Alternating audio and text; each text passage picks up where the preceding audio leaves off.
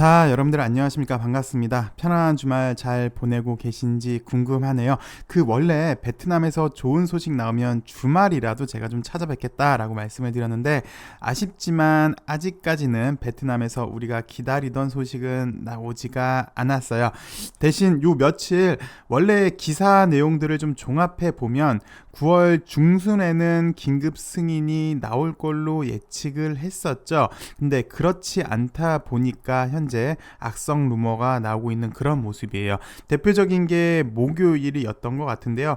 일단 추석 전만 해도 윤리위원회에서 승인이 나서 자문위도 곧장 승인할 걸로 예상을 했죠. 근데 일단 참고로 윤리위, 그 다음 자문위원회, 그 다음 보건부 승인인데, 그런데 자문위 측에서 아직 서류를 전달받지 못했다라는 소식, 그리고 보호 효율성을 판단할 객관적인 자료가 없다는 소식이 자문위가 해체되었다, 또 객관적인 자료가 없으니까 재임상을 해야 한다, 이거 객관성을 못 갖추었으니까 출시는 불가한 것이다, 라는 소문이 돌면서 주가는 전반적으로 일단 조정 중에 있는 것 같습니다.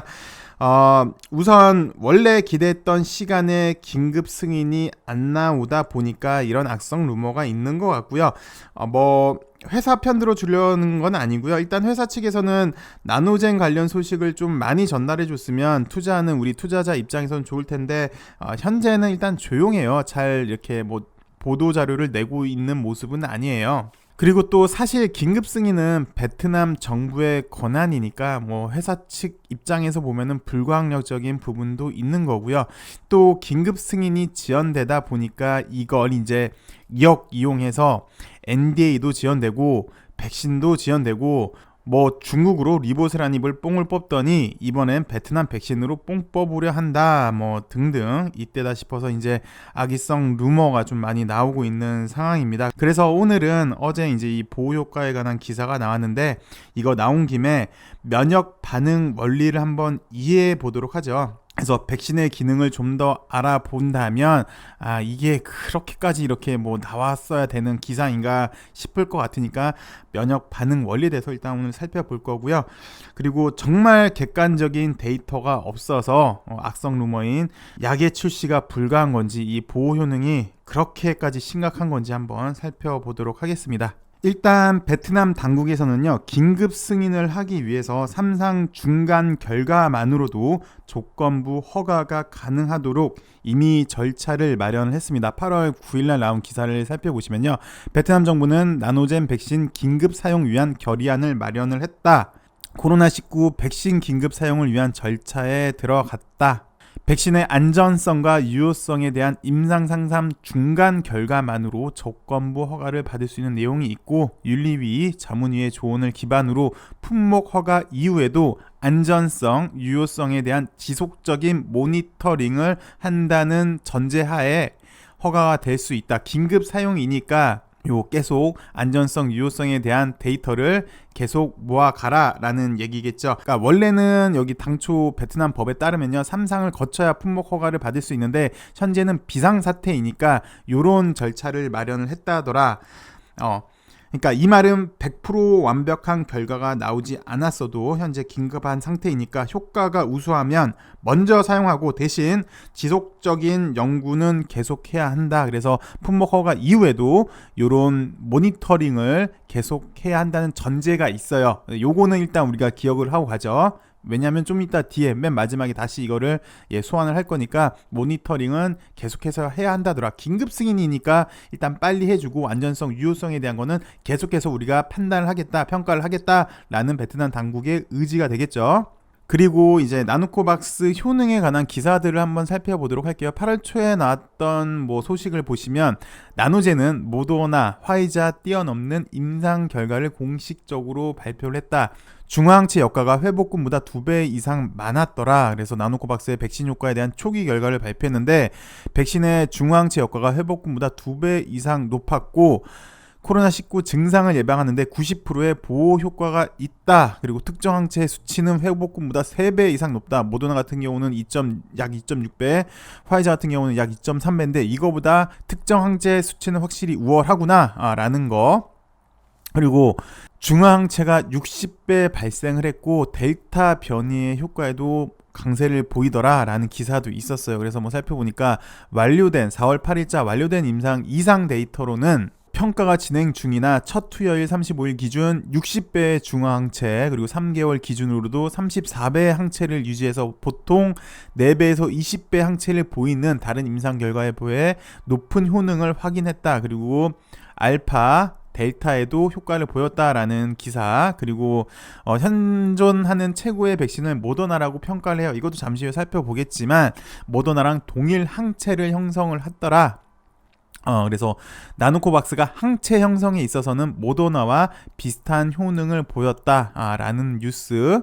그리고 9월 초에 나온 뉴스인데 나노젠이 나노코박스 추가 자료를 제출했는데 델타 변이에 대한 예방 효능은 62%더라. 그래서 코로나19에 대한 예방 효과는 90.2%, 최대는 96.5%, 델타에 대한 효과는 62%인데 뭐 항체 생성률도 이만큼 높았고 혈정 전환율도 이만큼 높더라. 그리고 요건 약간 좀 보실 게, 이게 그 어떤 기사에서는 3회에 대한 최종 결과가 그 이제 10월 10일로 예상을 해요. 근데 그 근거가 이거인 것 같은데 8월 30일 날 나왔던 얘기는 최종 결과는 내달 10일이니까 8월 30일에 내달 10일이면 이제 9월 10일이지 않을까요? 근데 글쎄요. 근데 어떤 기사는 이걸 이제 10월 10일로 보는 것도 있더라고요. 현재 긴급 사용 승인 신청을 3회 중간 결과값으로 했잖아요. 그래서 요거 때문에 10월 10일로 하는 것 같습니다. 그 다음 8월 또 중순에 나왔던 거 3회 중기 발표가 나왔죠. 예방 효과는 96.5%더라. 나노코박스의 예방 효과는 최대 96.5%에 달한다는 연구 결과가 나왔고,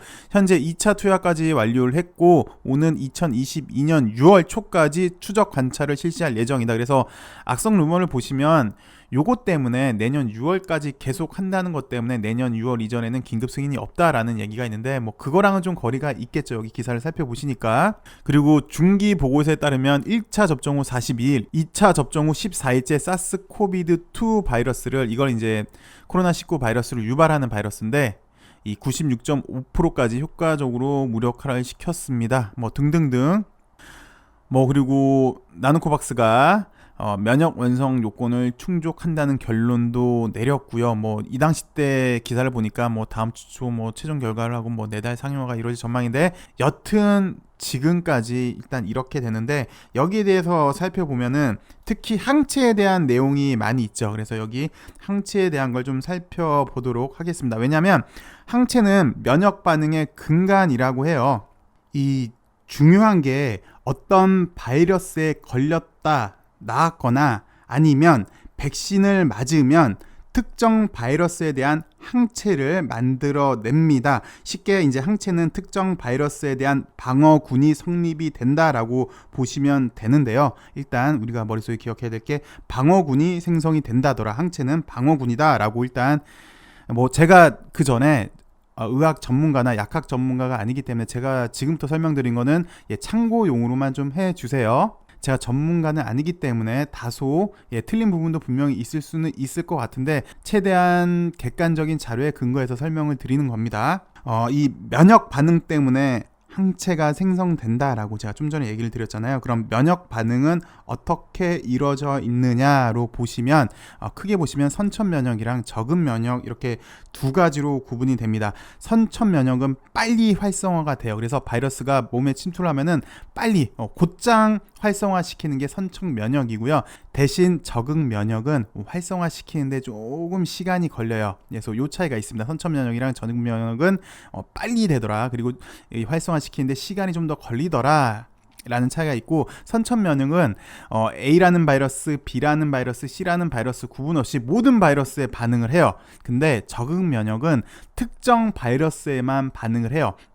그래서 A 바이러스가 들어오면은 B 세포에서 A 바이러스에 맞는 A 항체를 만들어내고요. B 바이러스가 들어오면은 B 세포에서 B 바이러스에 맞는 항체를 만들어내는 겁니다. 그리고 선천 면역은 이 기억 현상, 메모리 기능이 없어요. 근데 대신 적응 면역은 기억 현상, 메모리 기능이 있어요. 그래서 백신은 이 기억 현상을 이용을 하는 건데, 이 적응 면역 있잖아요. 적응 면역은 제가 좀 전에 활성화 시키는데 시간이 좀 걸린다고 그랬잖아요. 근데 백신을 맞으면 재빠른 면역 반응을 일으켜 줍니다. 그래서 백신은 적응 면역을 이용을 하는 거예요.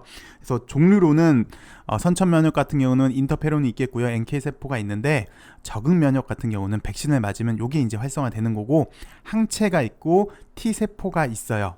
그리고 바이러스가 우리 몸에 침입해도요, 바이러스는 세포 안에서 삽니다. 바이러스는 세포 안에서 살아요. 그래서 우리 몸에 들어왔다고 해서 바이러스에 감염되는 게 아니라 세포 안에서 산다고 그랬잖아요. 그래서 세포 안으로 들어와야지만 바이러스에 감염이 되었다고 하는 건데, 이 바이러스가 어떻게 우리 세포에 침입을 하냐면요, 일단 그림을 보시면 요거 많이 보셨죠, 여러분들 어디서. 그래서 요걸 코로나 바이러스라고 하는데, 코로나 바이러스가 세포에 어떻게 침입을 하냐면요, 요거를 이제 뾰족뾰족하게 튀어나온 거를, 요런 것들을 이제 스파이크 단백질이라고 하는 거고, 요게 이제 코로나 바이러스인데, 이 스파이크 단백질이 우리 몸에 요거를 이제 세포라고 하고, 이 세포도 수용체가 있어요. 그래서 이 스파이크 단백질이랑 요 수용체가 이렇게 딱 만나면은 요 이제 코로나 바이러스가 세포로 들어가게 돼요. 그래서 우리 세포에 있는 수용체, 그리고 이 스파이크 단백질 이렇게 딱 만나서 세포에 들어오는 거니까, 요걸 못 만나게끔 해주는 게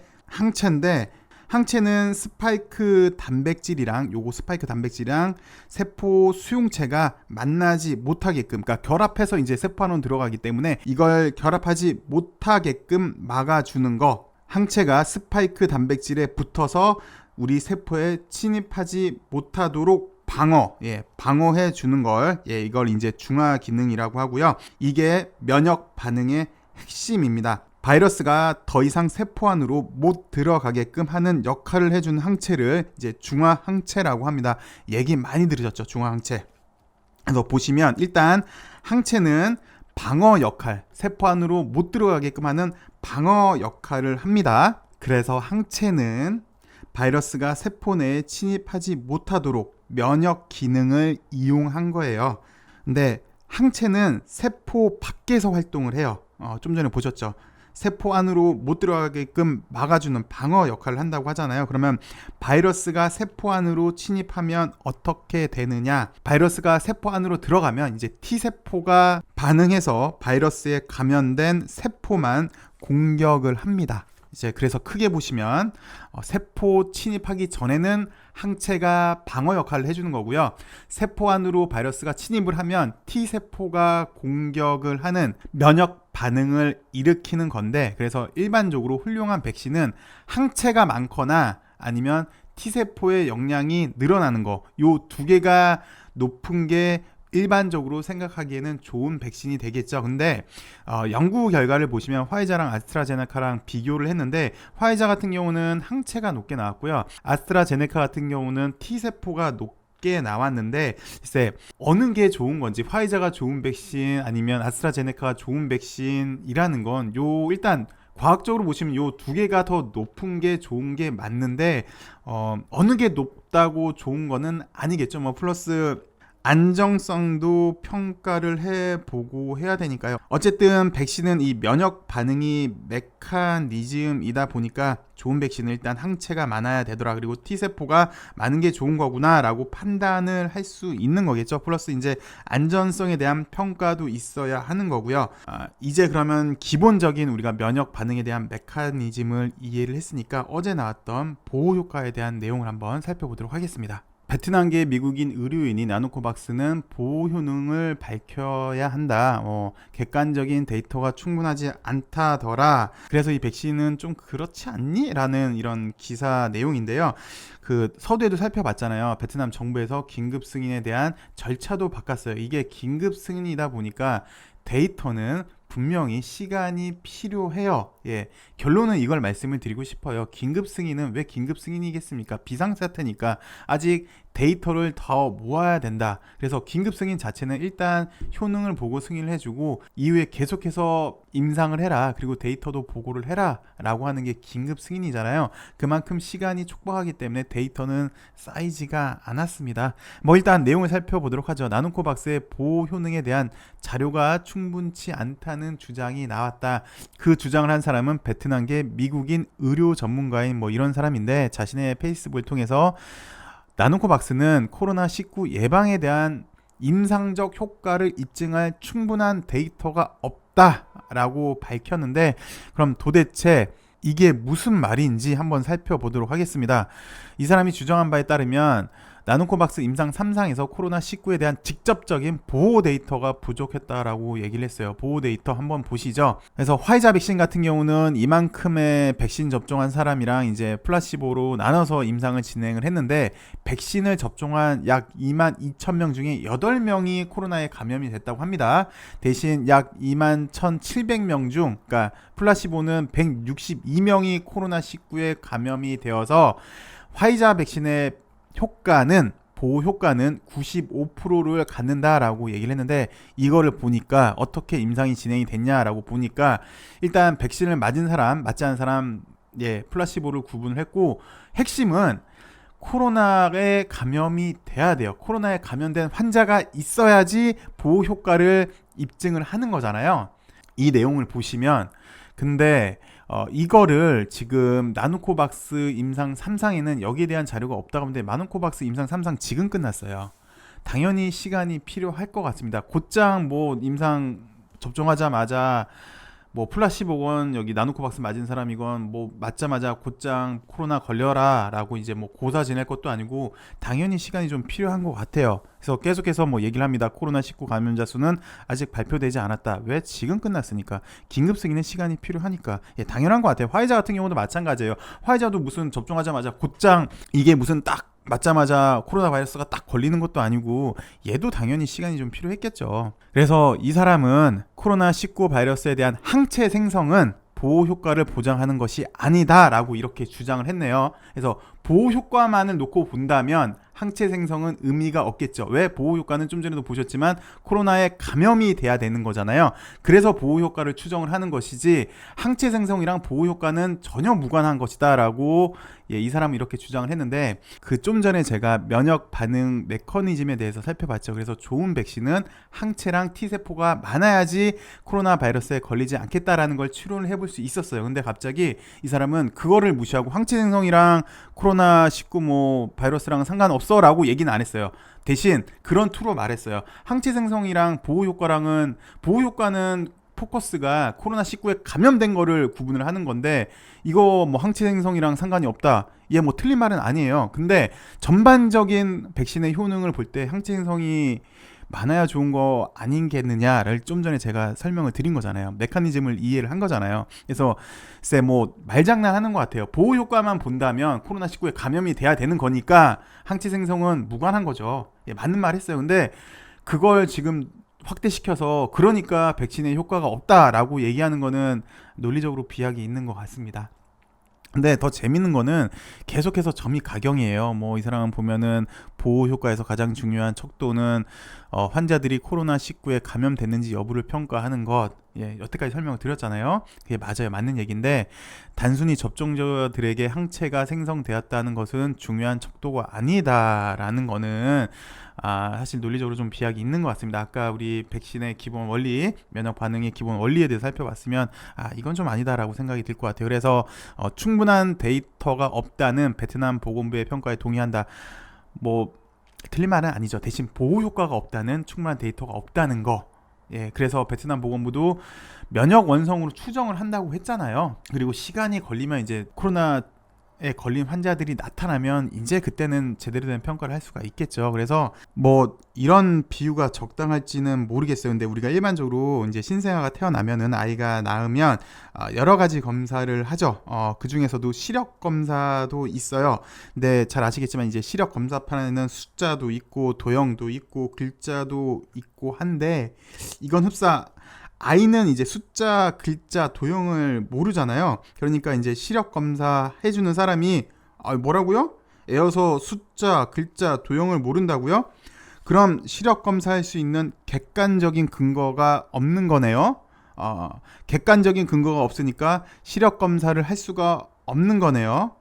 그래서 저는 그럼 이제 뭐 못하는 건 알겠는데, 그래서 시력이 나쁜 건가요? 뭐 우리 애 보니까 아빠 얼굴, 엄마 얼굴 구분도 하고, 이렇게 얼굴 보면 웃기도 하고, 젖병도 이제 스스로 찾고, 이렇게 막 딸랑이 같은 거 장난감도 이제 스스로 찾던데 이게 시력이 안 나쁜 거 아닐까요? 시력은 그래도 괜찮지 않을까요? 걱정돼서 이렇게 물어보면 이제 그 사람 얘기는 시력 검사할 수 있는 데이터가 모자라니까 부모 보고 웃고 젖병 찾는 거고 뭐 장난감 찾는 거고 시력이 좋다라는 것을 보장하는 것은 아닙니다라고 하는 이치랑 같을 것 같아요. 그러니까 쉽게 말해서 말장난한다는 것 같아요. 지금도 보면은 더 중요한 거는 메커니즘이 더 중요한 것 같고 보호 효과는 시간이 지나면 자연적으로 해결이 될 것 같습니다. 그래서 보호 효과를 알기 위해서 긴급 승인을 한 거고 베트남 정부에서도 계속해서 서두에도 보여드렸잖아요. 원래는 임상 3상을 다 거쳐서 하는 건데 긴급 승인이니까 일단 윤리위 자문위 조언을 바탕으로 해서 품목 허가 이후에도 계속해서 이제 모니터링을 해라, 계속해서 연구를 해라, 그리고 업데이트를 해라라고 얘기를 한 것 같습니다. 그러니까 이제 보호 효과 보려면 시간이 좀 필요한데 이걸 너무 과장해서 그런 거는 아닐까라는 생각이 드네요. 서두에도 말씀을 드렸지만 긴급 승인이 우리가 예상했던 시간보다 좀 더 지체되니까 이런 게 나오지 않았나라는 생각이 들어요. 그래서 오히려 이참에 이번 기회에 면역 반응 원리도 한번 보셨고 했어서 여러분들한테 우리한테 더 도움이 되지 않을까 싶어서 이렇게 영상을 찍었고 찾아뵙습니다. 좀 더 좋은 소식으로 만났으면 그랬을 텐데요. 내일은 여러분들한테 더 좋은 소식으로 좀 찾아뵙길 바랍니다. 주말 잘 보내시고요. 행복한 주말 보내시길 바라겠습니다. 감사합니다.